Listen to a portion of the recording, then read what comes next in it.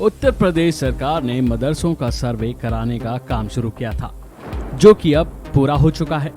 15 नवंबर तक जिलाधिकारी के जरिए सर्वे की रिपोर्ट शासन स्तर तक भेजी जाएगी। मदरसों के सर्वे के बाद अब इस बात का खुलासा हुआ है कि उत्तर प्रदेश में 7,189 गैर मान्यता प्राप्त मदरसे चल रहे हैं। अब सरकार इन पर क्या करने वाली है? हालांकि मदरसा बोर्ड के अध्यक्ष का दावा है कि सरकार की पूरी कोशिश रहेगी इन मदरसों को मान्यता प्राप्त की श्रेणी में लाया जाए, जिससे छात्रों का भविष्य सुरक्षित हो सके। चलिए बताते हैं आपको पूरी खबर के बारे में।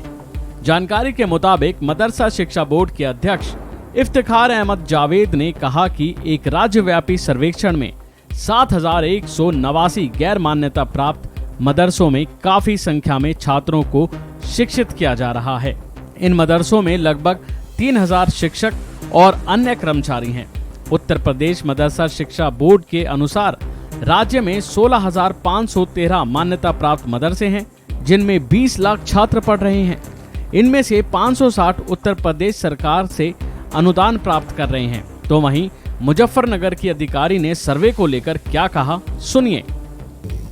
तो ये सर्वे गैर मान्यता प्राप्त मदरसों का ही था। इसमें हमारी जनपद में 238 गैर मान्यता प्राप्त मदरसे पाए गए हैं। ये 11 बिंदु थे जो शासन से ही हमें दिए गए थे। इसमें मदरसों का नाम, वहाँ कितने छात्र पढ़ रहे हैं, कितने शिक्षक पढ़ा रहे हैं, उनका क्या आय का स्रोत है, वहाँ पर क्या क्या सुविधाएं उपलब्ध हैं, इन सब बिंदुओं पे हमने ध्यान दिया। तो जांच में क्या पाया गया?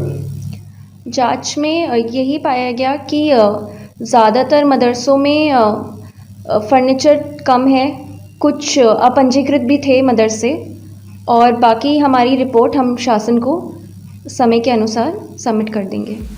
तो वहीं गैर मान्यता प्राप्त मदरसों की पहचान करने और उनके धन, आय के स्रोत, उन्हें चलाने वाले संगठनों और उनके पाठ्यक्रमों के बारे में पूरी जानकारी प्राप्त करने के लिए 10 सितंबर को सर्वेक्षण शुरू किया गया था। इस बारे में बताते हुए जावेद ने कहा कि इन गैर मान्यता प्राप्त मदरसों की संख्या बढ़ने की उम्मीद है, क्योंकि अभी जो जानकारी सामने आई है, अगले कुछ दिनों तक बहराइच और गोंडा के बाढ़ प्रभावित इलाकों में सर्वेक्षण जारी रहने की उम्मीद है। उन क्षेत्रों के कर्मचारियों ने सर्वेक्षण को पूरा करने के लिए थोड़ा टाइम और मांगा था, क्योंकि हाल ही में वहां भारी बारिश और बाढ़ के कारण सर्वे में देरी हो गई थी। इस पर जावेद कहते हैं कि हमारी कोशिश रहेगी कि इन 7,189 मदरसों को जल्द से जल्द मान्यता दी जाए, क्योंकि 16 लाख छात्रों का भविष्य सुरक्षित करना चाहते हैं। हम नहीं चाहते कि इन मदरसों के छात्र छोटे मोटे काम करें। हम छात्रों को मुख्य धारा में लाना चाहते हैं, इन छात्रों का भविष्य उज्जवल बनाना चाहते हैं।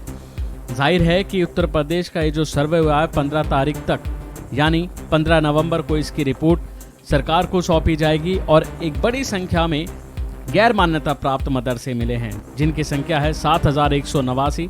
अब देखना होगा कि राज्य सरकार इस पर क्या फैसला लेती है।